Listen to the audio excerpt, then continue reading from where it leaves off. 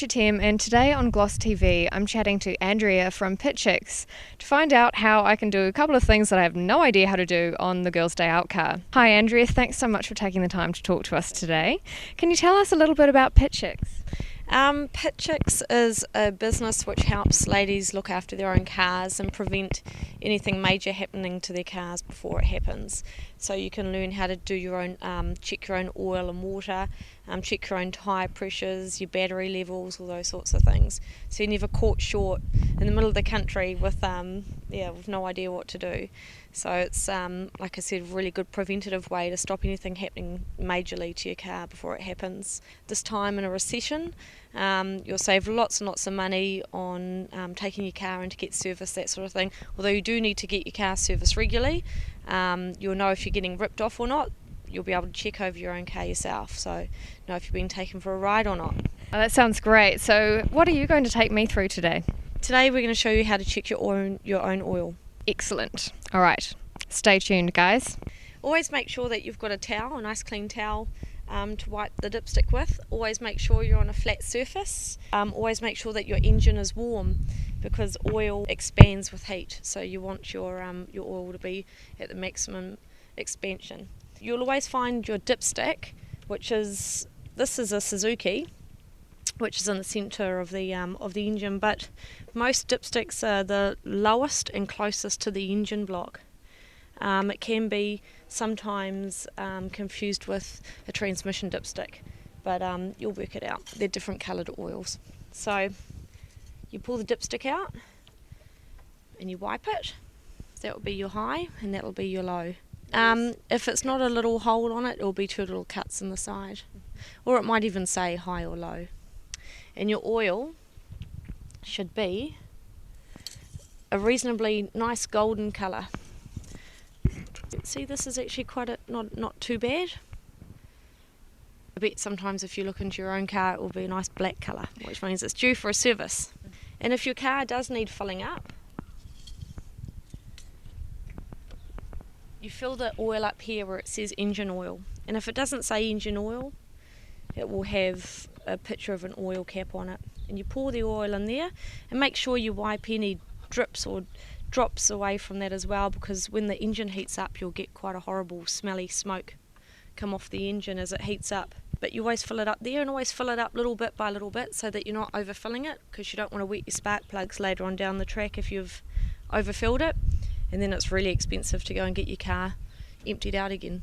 While you were refilling it, would you just be checking with the dipstick to make sure? Constantly. So put in a little bit by little bit, and then run the engine for 3 to 5 minutes, so you're warming the oil through, and then check the level again, and it should be sitting just underneath, like a couple of millimetres underneath your full. So it's that easy. So making sure that our oil is nice and clean and topped up to the right levels, what kind of benefits is that going to give to our engine? It's going to keep the engine running a lot smoother, a lot cleaner. You're not going to get that horrible smoke coming out the back of the car. It's better on the environment. It's better on all the working parts within your engine. So the engine oil is like blood for your car. So you want it to be running nice and clean and working as best as it can. It's lubricating all those parts inside. And if it's got anything, any dirt or any debris from the road inside it, it's going to be gradually grinding away at all those delicate parts inside the engine. Good to know, and good to be nice to your car as well. Now before I let you go, Andrea, I do have one more quick question. I did in fact run out of the water for my windscreen wipers the other day. Now I'm pretty sure I fill it up here. Yep. But before I go ahead and do that, are any special rules that I need to know? It's an old wives' tale, and my mum taught me, unfortunately, never put washing liquid in there. Everyone puts washing liquid in there. It's not very nice on all the little components that carries the water through your car, and it also isn't very nice for your windscreen wipers. Or for the glass really. So what I suggest you do is go into your closest, say, Super Cheap Auto, and grab, it's in a green and white bottle, it's called Bug Off, and you just pour a little part of that into here, put it in first, and just pour in cold water, and that will be fine. If your windscreen wipers are empty, it's a warrant of fitness failure.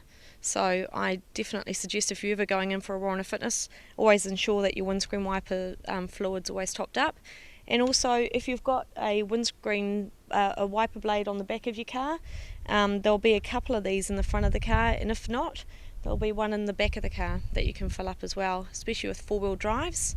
They're usually located in the door. But definitely have your water filled up, or else you'll be sent home to put water in it. So glad you just told me, because I would have gone straight to the dishwashing liquid.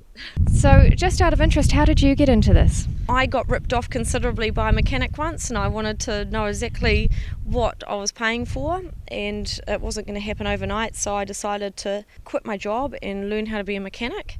And so I learned all about my own car, and then working in an automotive workshop I realised how many women have no idea about their cars. Air filters, for example, you would have no idea how to check your air filter if you'd had your car serviced, so you don't know whether you've just paid someone to replace your air filter or whether they've just cleaned it out. So you really need to keep an educated eye on your car so that you know you're not getting ripped off, and that's what Pit Chix is all about. So we teach you how to look over your car, know what everything is running with your car, so you know if it's not sounding right or if there's something wrong.